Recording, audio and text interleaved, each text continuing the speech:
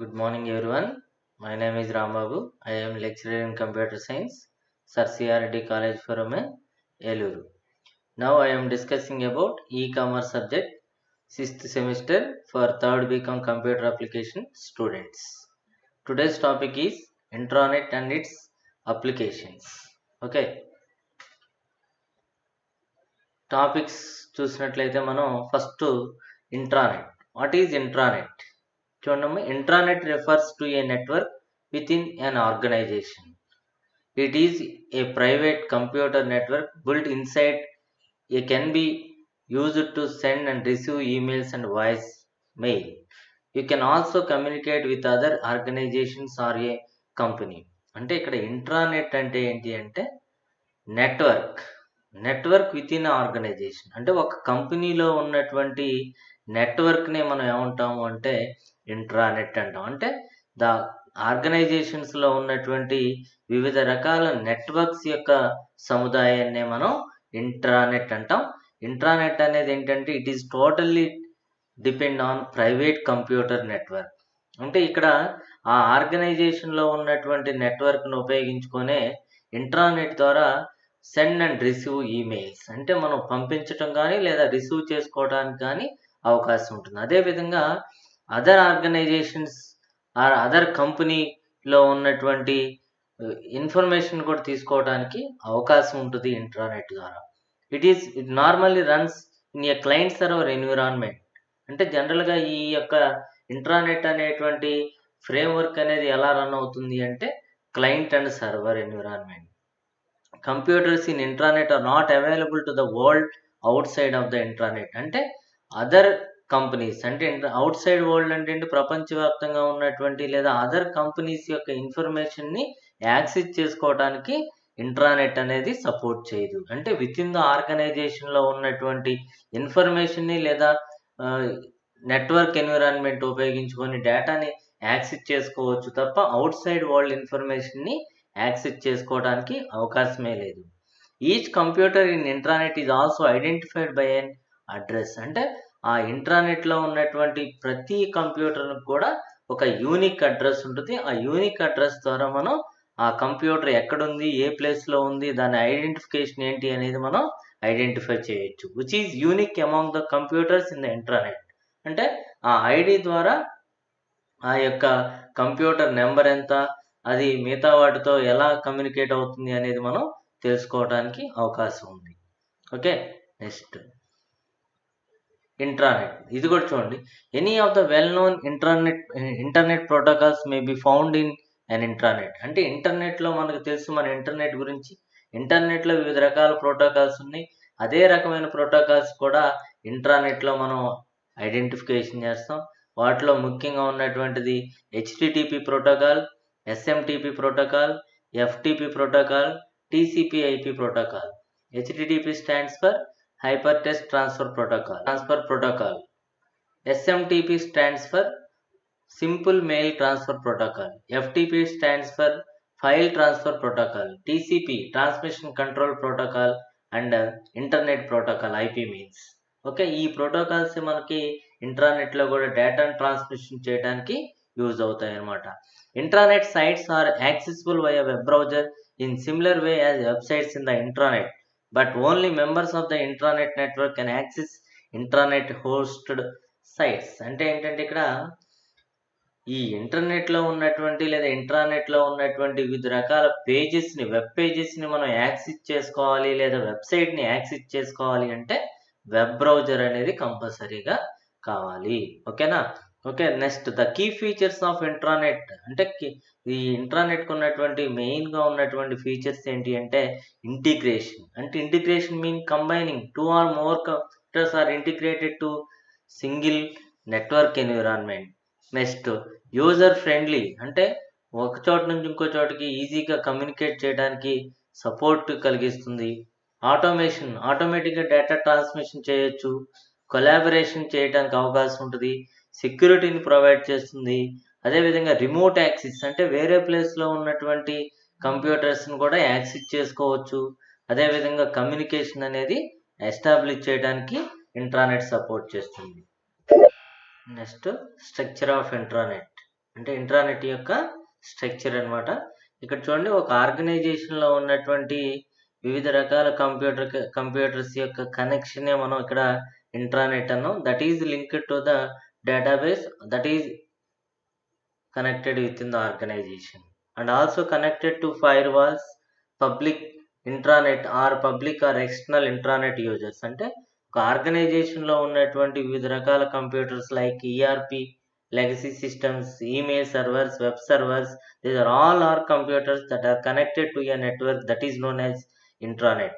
That is connected to the firewalls by using intranet users of public another companies యొక్క intranet యూజర్స్‌తో కూడా communicate అవ్వటానికి అవకాశం ఉంటది. ఇక్కడ మనం చూసినట్లయితే వివిధ రకాల కంప్యూటర్స్ వాటి యొక్క కనెక్షన్‌నే మనం ఇంట్రానెట్ అని చెప్పామన్నమాట. అంటే వితిన్ ద ఆర్గనైజేషన్‌లో ఉన్నటువంటి అన్ని కంప్యూటర్స్ యొక్క సముదాయాన్నే మనం ఇంట్రానెట్ అన్నాం. దాని యొక్క స్ట్రక్చర్ అనేది ఈ విధంగా చూపించడం జరిగింది.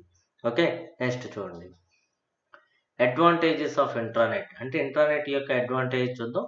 Intranet are safe, does not allow outsider to view information. అంటే అవుట్సైడర్ చూడటానికి అవకాశం ఉండదు కాబట్టి మన దగ్గర ఉన్నటువంటి లేదా మన ఆర్గనైజేషన్‌లో ఉన్నటువంటి ఇన్ఫర్మేషన్ అనేది సేఫ్‌గా ఉంటుంది.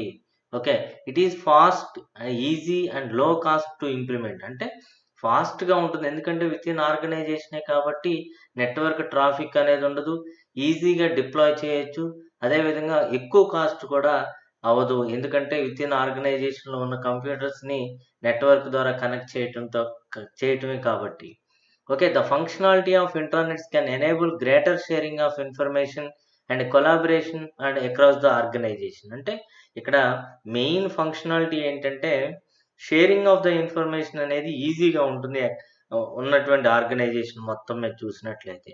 It can serve as powerful tools for communication within organization vertically, horizontal. అంటే ఏ విధంగా అయినా గానీ ఆర్గనైజేషన్‌లో ఉన్నటువంటి ఈచ్ అండ్ ఎవ్రీ కంప్యూటర్‌ని నెట్వర్క్ ద్వారా కనెక్ట్ చేసి దాని ద్వారా కమ్యూనికేషన్ చేయడానికి అవకాశం కల్పిస్తుంది ఇంట్రానెట్ అనేది. Intranets are fast and intranets are only accessible to employees of the organization. Therefore there is a little conjunction. అంటే ఏంటంటే ఇక్కడ కొద్దిగా కన్‌ఫ్యూజన్ ఉంటుంది. ఎందుకంటే ఓన్లీ ఆ కంపెనీలో ఉన్నటువంటి ఎంప్లాయీస్ మాత్రమే యాక్సెస్ చేసుకోవచ్చు. యాక్సెస్ చేసుకోవటం వల్ల మరి ఔట్‌సైడ్ వరల్డ్‌ని యాక్సెస్ చేసుకోలేం కాబట్టి ఆ ఆర్గనైజేషన్‌లోనే మన కంప్యూటర్ ఇంట్రానెట్‌ను యూజ్ చేసుకోవచ్చు కాబట్టి దీన్ని బాగా ఫాస్ట్‌గా పనిచేస్తుంది. ఇయన్నీ కూడా అడ్వాంటేజెసే. నెక్స్ట్ ఇంకా చూడండి, the complexity of the system can slow down of the use of system. Employees can perceive it to be too difficult to understand and therefore not use it in it's maximum effectiveness. అంటే ఇక్కడ కొన్ని disadvantage కూడా ఉన్నాయి.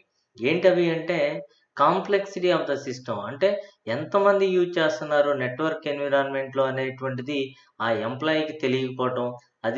అదేవిధంగా దాని యొక్క data ఎవరు పంపించారు, ఎవరు షేర్ చేశారు అనేది ఐడెంటిఫై చేయటం కూడా చేయలేరు. దాంట్లో ఉన్నటువంటి ఇంటర్నెట్‌లో ఉన్నటువంటి ఎందుకంటే ప్రతి వాళ్ళకి కూడా అడ్రెస్ అనేది ఉండదు కాబట్టి. అంటే యూనిక్ అడ్రెస్ ఉంటది కానీ షేరింగ్ ఇన్ఫర్మేషన్ చేసేటప్పుడు ఎవరు పంపించారు అనేది ఐడెంటిఫికేషన్ ఉండదు. అది కూడా ఒక disadvantage. Cost of training and maintenance. అంటే ఇంటర్నెట్‌ని డిప్లాయ్ చేయడం తక్కువతో కూడుతుంది. కానీ అది ఎలా పనిచేయాలి, ఎలా వర్క్ చేయాలి అనేటువంటిది ఎంప్లాయీస్‌కి ట్రైనింగ్ ఇవ్వటం కానీ, దాన్ని మెయింటైన్ చేయడం అనేది కూడా చాలా కష్టం అనమాట. Fear of sharing information and loss of control. అంటే ఏంటంటే ఇన్ఫర్మేషన్ షేర్ చేసేటప్పుడు కొద్దిగా ఫియర్ ఉంటుంది. అదేవిధంగా కొంత డేటా అనేది లాస్ అయ్యే అవకాశం కూడా ఉంటుంది అని చెప్తున్నాడు. Limited bandwidth for the business. అంటే బిజినెస్ ఎన్విరాన్మెంట్‌లో తక్కువ బ్యాండ్‌విడ్త్‌తో డేటా ట్రావెల్ అవుతుంది.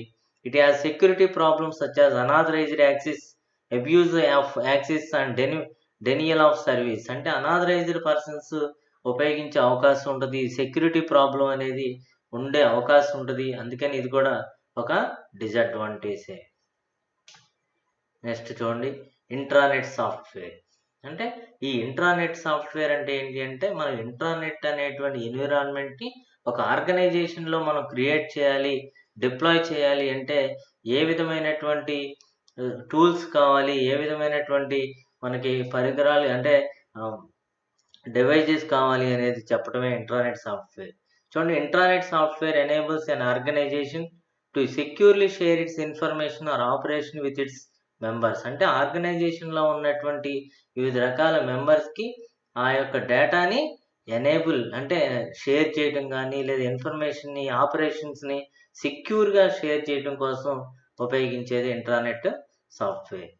It enables the efficient use and, more importantly, reuse of an organization gathered business knowledge and intelligence, which increase productivity and knowledge transfer in any organization. అంటే ఏ ఆర్గనైజేషన్లో అయినా కానీ వాళ్ళ యొక్క యూసేజ్ ఎలా ఉంది, ఎలా పనిచేస్తున్నారు, వాళ్ళ బిజినెస్ నాలెడ్జ్ ఏంటి, వాళ్ళ యొక్క పెర్ఫార్మెన్స్ ఏంటి, వాళ్ళ యొక్క ప్రొడక్టివిటీ అనేది ఏంటి, వాళ్ళ డేటా నాలెడ్జ్ అనేది ఏ విధంగా ట్రాన్స్ఫర్ చేసుకోవాలి అనేటువంటిది అంటే ఇంప్లిమెంట్ చేయడం కోసమే ఇంట్రానెట్ సాఫ్ట్వేర్ అనేది డెవలప్ చేయడం జరిగింది.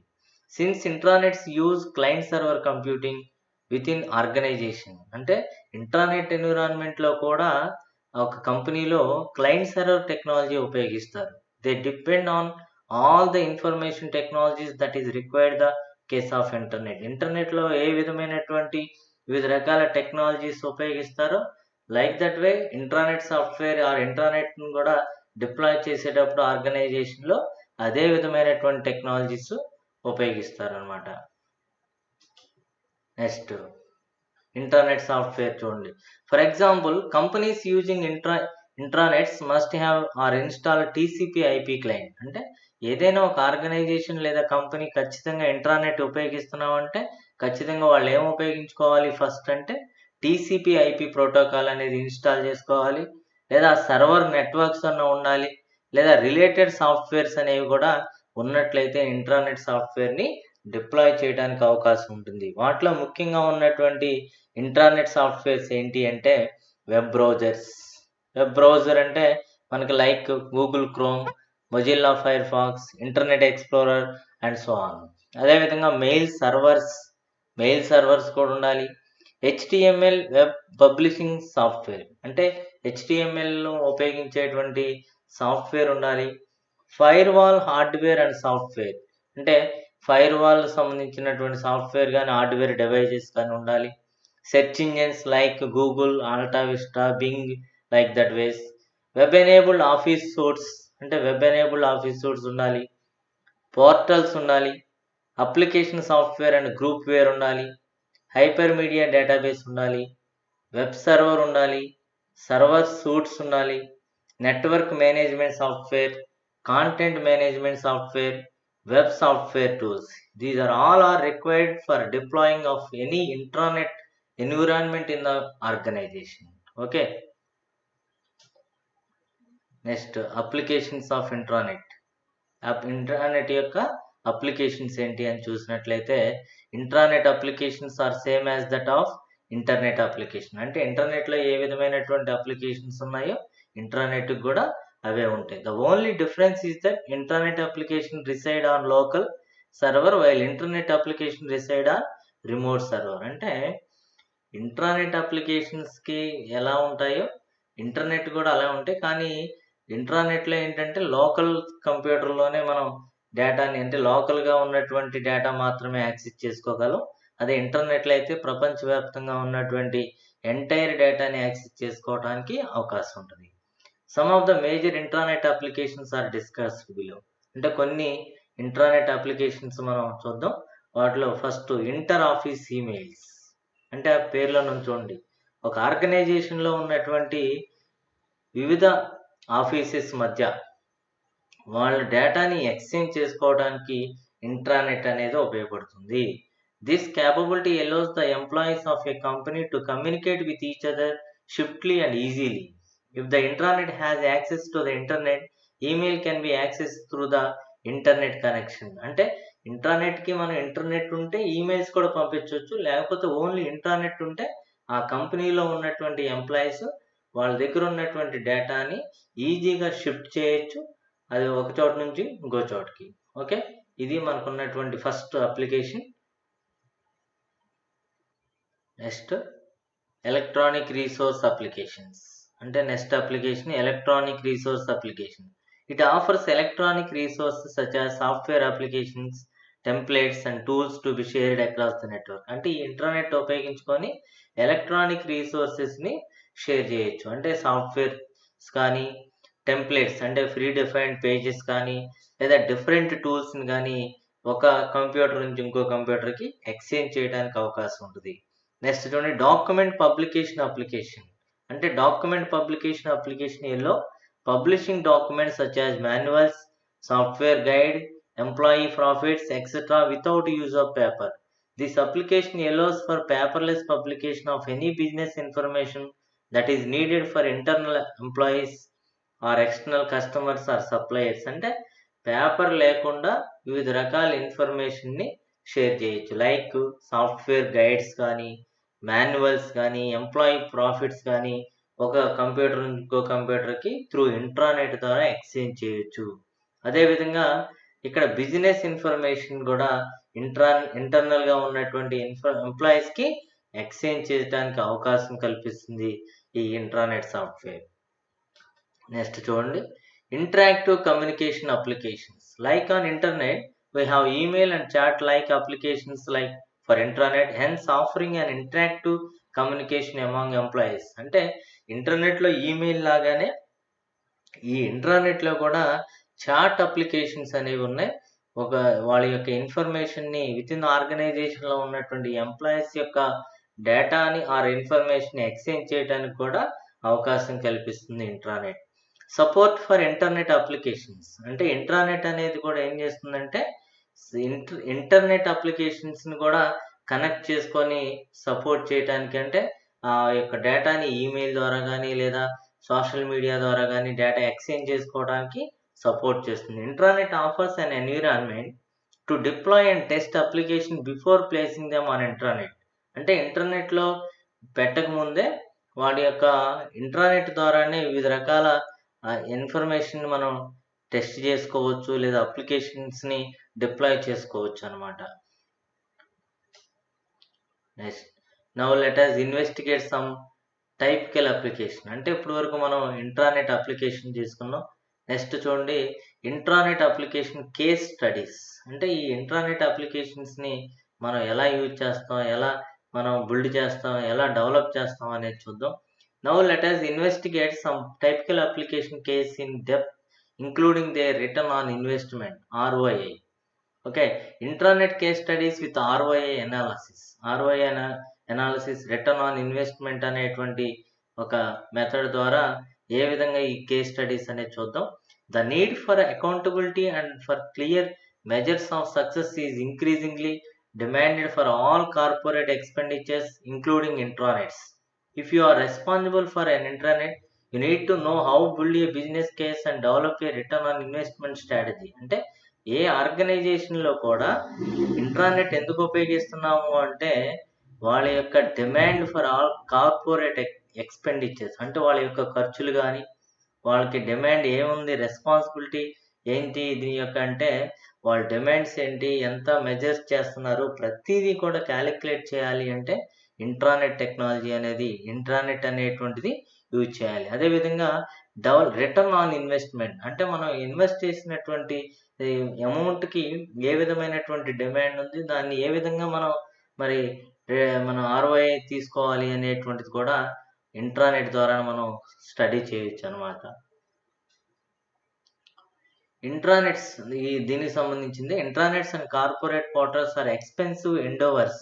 Despite the expense, many organization understand the implicit or explicit value. Intranets are widely valued for. అంటే ఏంటంటే ఇంట్రానెట్స్ అనేది ఇంప్లిమెంట్ చేసుకోవాలి కార్పొరేట్ ఆర్గనైజేషన్స్ అంటే దాని కాస్ట్తో కూడుకున్నదే, ఎక్స్పెన్స్ అవుతుంది, ఆ ఎక్స్పెన్స్ తగ్గిన విధంగా మనం మెయింటెనెన్స్ చూసుకోవాలి. Stream lining business process and driving operational efficiency. మరి ఆ విధంగా మనం డిప్లాయ్ చేసుకున్నట్లయితే బిజినెస్ ప్రాసెస్ అనేవి కూడా రన్ అవుతూ ఉంటాయి, ఆపరేషన్స్ అన్నీ కూడా కరెక్ట్గా జరుగుతూ ఉంటాయి. Significantly reducing cost of internal business functions. ఈ విధంగా మనం చేసుకుంటూ వెళ్తే ఆటోమేటిక్గా కాస్ట్ అనేది తగ్గిపోతూ ఉంటుంది ఆ యొక్క అప్లికేషన్స్ డెవలప్ చేసేటప్పుడు. Enhancing communications and collaboration between employees, managers, suppliers and partners. అంటే ఒక కంపెనీలో ఉన్నటువంటి ఎంప్లాయీస్కి, వాళ్ళ మేనేజర్స్కి, సప్లయర్స్కి అండ్ పార్ట్నర్స్ మధ్య కమ్యూనికేషన్ అండ్ కొలాబరేషన్ ఎప్పటికప్పుడు ఇంట్రానెట్ ROI మెథడాలజీ అనేది ఉపయోగిస్తుంది, అంటే సపోర్ట్ చేస్తుంది అనమాట.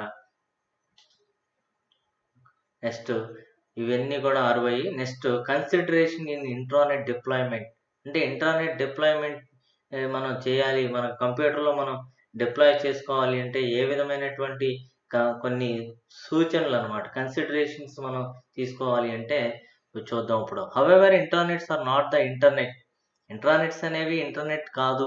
Creating an intranet website is one thing, creating an internet is something else, not entirely different but definitely with its own unforeseen problems. Here some of the steps to consider intranet. అంటే internet అనేది different, intranet అనేది different. ఈ రెండింటికి మనం create చేసేటప్పుడు not entirely different, టోటల్గా different కాదు, కొన్ని నెట్వర్క్ ఎన్విరాన్మెంట్ ఫీచర్స్ కొన్ని మ్యాచ్ అవుతాయి. అప్పుడు కొన్ని మనం చూసుకుంటే, అంటే మనం క్రియేట్ చేసేటప్పుడు కొన్ని ప్రాబ్లమ్స్ అరైజ్ అవుతాయి. ఆ యొక్క ఇంట్రానెట్ని మన యొక్క మన యొక్క ఆర్గనైజేషన్లో డిప్లాయ్ చేసేటప్పుడు వాటిలో మెయిన్గా ఉన్నటువంటి కొన్ని స్టెప్స్ ఏంటో చూద్దాం. Gain executive sponsorship. By definition the intranet is an enterprise wide system. By extension it effects the entire enterprise from information technology, architecture and purchases to the design of electronic documents, from employees and corporate communication to collaborate work, from the display of confidential information to the posting of the latest joke of the internet. అంటే ఏంటంటే ఇక్కడ gain executive sponsorship. ఇక్కడ మనకి ఇంట్రానెట్లో ఒక organisation, ఒక enterprise అనేది information టెక్నాలజీని ఉపయోగించుకొని వివిధ రకాల డాక్యుమెంట్స్ని కానీ లేదా ఎంప్లాయీస్ కార్పొరేట్ కమ్యూనికేషన్స్ కానీ కొలాబరేట్ అయ్యి వర్క్ జరుగుతూ ఉంటుంది. ఆ వర్క్ జరిగేటప్పుడు ఏమవుతుంది అంటే వివిధ రకాల కాన్ఫిడెన్షియల్ ఇన్ఫర్మేషన్ అనేది పోస్ట్ చేయటం, లేదా అది ఒక జోక్గా ఇంటర్నెట్ తీసుకుంటుంది. కానీ ఇంటర్నెట్ అలా కాదు. ఇంట్రానెట్ అనేది ఒక నిర్దిష్టమైనటువంటి ప్రణాళికతో వర్క్ చేస్తూ వాళ్ళ మధ్య కమ్యూనికేషన్ ప్రొవైడ్ చేస్తూ, ఎందుకంటే అది that is linked to the information. కానీ ఇంట్రానెట్ అనేది ఏంటంటే ఎంటర్ప్రైజ్ ఆర్గనైజేషన్కి సంబంధించినదే కాబట్టి అవుట్ సైడ్ వాళ్ళతో సంబంధం లేదు. అందుకనే ఆ డేటా అనేది బయటకు వెళ్ళే అవకాశమే ఉండదు. ఓకే, దానివల్ల ఏమవుతుందంటే ఎగ్జిక్యూటివ్ స్పాన్సర్షిప్ అనేది గెయిన్ చేయొచ్చు. Next, establish A project team. A project team helps crystallize the stated objective for the intranet, initiates and oversees publishing standards, evaluates and specifies internet tools and applications, and provides a change management consulting that typically accompanies any change in organization dynamics. అంటే ఇక్కడ వివిధ రకాల project టీమ్ని మనం create చేసుకోవాలి. Internet యొక్క అప్లికేషన్స్ని, internet యొక్క స్టాండర్డ్స్ని maintain చేసేలాగా ఒక టీంని క్రియేట్ చేసుకొని దానికి తగిన విధమైనటువంటి చేంజెస్ ఎప్పటికప్పుడు ఆర్గనైజేషనల్ డైనమిక్స్ అంటే అప్ టు డేట్ మాడిఫికేషన్స్ అన్నీ కూడా మేనేజ్ చేస్తూ వాళ్ళ యొక్క ప్రాబ్లమ్స్ కానీ లేదా సొల్యూషన్స్ని కానీ ఎప్పటికప్పుడు సాల్వ్ చేస్తూ ఉండాలి. నెక్స్ట్ చూడండి, build a structure. Think virtual work spaces and business process rather than document types or organizational charts to determine the structure and organization of the intranet. Give each corporate departments its own virtual space on the intranet. Deploy collaborative tools and then step back. అంటే ఏంటంటే ఇక్కడ ఒక organisation యొక్క information అనేది documents రూపంలో కాదు, charts రూపంలో కాకుండా వర్చువల్ వర్క్ స్పేసెస్, అంటే వాళ్ళ యొక్క ఆర్గనైజేషన్ యొక్క పూర్తి ఇన్ఫర్మేషన్ని, వాటి యొక్క స్ట్రక్చర్ని మొత్తాన్ని కూడా వర్చువల్ వర్క్ స్పేసెస్లో ఇంప్లిమెంట్ చేయడానికి ఈ ఇంట్రానెట్ అనేది కూడా బాగా యూజ్ అవుతుంది. Next, establish standards. Intranet standards are critical. Design standards, publishing standards, technology standards.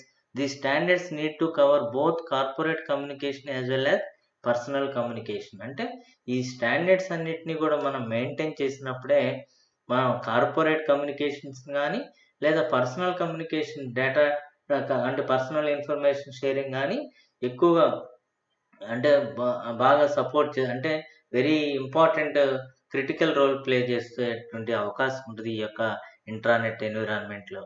Resolve IT issues. The IT department gets involved when the intranet discussions become technical. Here's a simple example. The choice of web browsers would be seem to be a no-brainer. అంటే ఏంటంటే మనకి IT information టెక్నాలజీలో ఉన్నటువంటి ఆ discussions అన్నీ కూడా టెక్నికల్‌గా ఉంటాయి కాబట్టి వాటన్నిటిని కూడా డీల్ చేస్తూ ఉండాలి. ఏదైనా ప్రాబ్లమ్ వస్తే దాన్ని సింపుల్‌గా ఎగ్జాంపుల్ వైస్‌గా మనం దాన్ని ఎక్స్‌ప్లనేషన్ చేయాలి. ఓకేనా? అది ఆ ప్రాబ్లమ్స్‌ని కూడా ఎప్పటికప్పుడు రిజాల్వ్ చేయాలి. Next focus on cultural issue. అంటే technology is just one of the intranet challenges facing management cultural challenges must also be overcome. For instance, consider the simple purchase of desktop computer especially for standalone access to the internet. అంటే desktop కంప్యూటర్స్‌ని buy చేయాలి. అదేవిధంగా cultural ఛాలెంజెస్‌ని కూడా ఎప్పటికప్పుడు ఈ internet ఛాలెంజెస్‌తో మనం ఉపయోగించుకొని ఈ కల్చరల్ ఛాలెంజెస్‌ని కూడా ఓవర్‌కమ్ చేసుకోవాలి. అదేవిధంగా ఇవన్నీ కూడా ఇంటర్నెట్ కూడా యాక్సెస్ చేసుకునేలాగా మనం ఒక ఎన్విరాన్మెంట్‌ని క్రియేట్ చేసుకోవాలి. తర్వాత చూడండి delivery tools. An internet tool kit is a must. Obviously, the toolkit delivers the computer-based tools to publish on the intranet, but it also performs a cultural function through its tools and templates.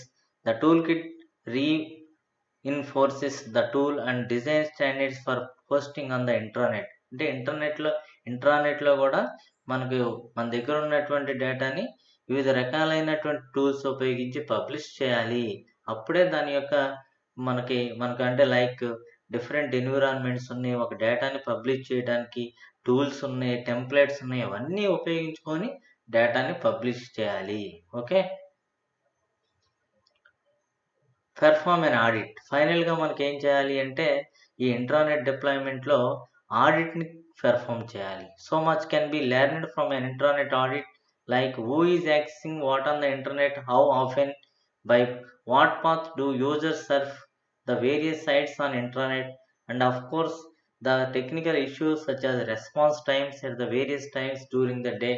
అంటే ఏంటంటే ఇక్కడ మనం audit చేసేటప్పుడు ఏమేమి గుర్తుంచుకోవాలి అంటే ఎవరెవరు access చేస్తున్నారు, ఇంటర్నెట్లో ఏం జరుగుతుంది, ఏమేమి సంభవిస్తున్నాయి కొత్తగా, ఎలా పనిచేస్తుంది, అదేవిధంగా ఏ పాత్లో యూజర్స్ మనకి వేరియస్ సైట్స్ యూజ్ చేస్తున్నారు, అదేవిధంగా టెక్నికల్ ఇష్యూస్ ఏమైనా ఉన్నాయా, ఎంత టైంలో రెస్పాన్స్ వస్తుంది అనేది మనకి, అదేవిధంగా ఒక రోజులో ఎన్ని టైమ్స్ మనకి రెస్పాన్సెస్ మనకి యాక్సెస్ చేసుకోగలుగుతున్నాం, అవన్నీ కూడా ఫైనల్‌గా ఆడిట్ చేయాలి. ఇవన్నీ కూడా ఏంటంటే different considerations in deployment of intranet. Okay. Okay. ఈ క్వెషన్ ఇంట్రానెట్ గురించి మెయిన్‌గా మనకున్నటువంటి మెయిన్ క్వెషను ఇంట్రానెట్ అంటే ఏంటి? Applications and structure. ఓకేనా? ఇది అసైన్‌మెంట్ రాయండమ్మా. ఓకే. నెక్స్ట్ మనం రిఫరెన్స్ బుక్ చూసినట్లయితే David Whitley e-commerce Tata McGraw Hill 2000, e-business by Parag Kulkarni and Sunita Jahirabadkar from Oxford University Press. ఈ 2 బుక్స్ నుంచి మనం డేటాను తీసుకోవడం జరిగింది. ఓకే. ఫైనల్‌గా థ్యాంక్ యూ.